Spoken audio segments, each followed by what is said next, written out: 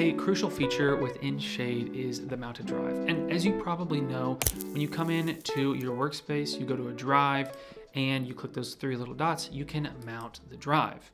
And when you mount a drive, it's basically going to show up within your Finder. And now your computer will be running the files that you're editing on its cache, which is essentially like streaming the file. And that's how you're going to be able to edit on it without actually downloading it. But sometimes some files can be a little bit larger, or maybe you just need them to be kind of locked in where you can always access them.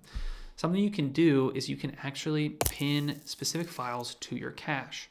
So if I wanted to pin a specific file, I can go to those three dots and hit pin to cache.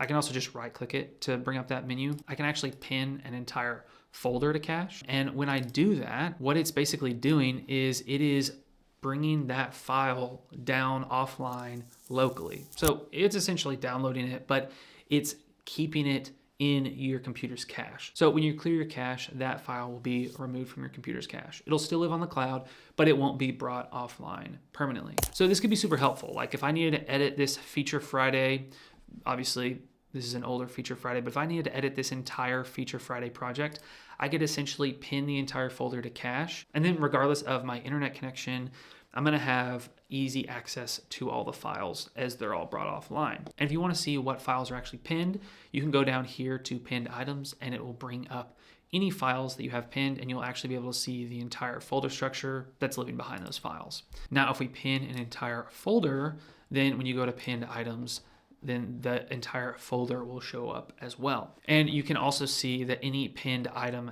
has this little pin right here to let you know that it's pinned to your cache. Actually, another way to pin items to your cache is simply by right-clicking within Finder and then coming down to Quick Actions, and you can pin to cache from Finder as well.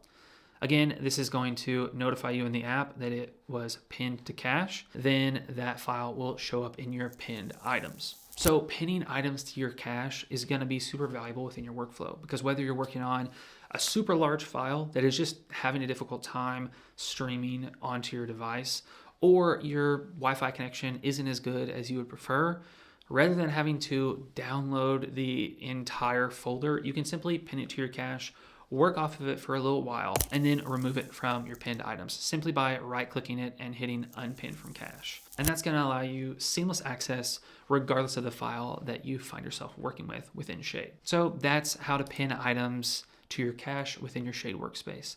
Let me know in the comments if you have any questions, and as always, thanks for watching and thanks for using Shade.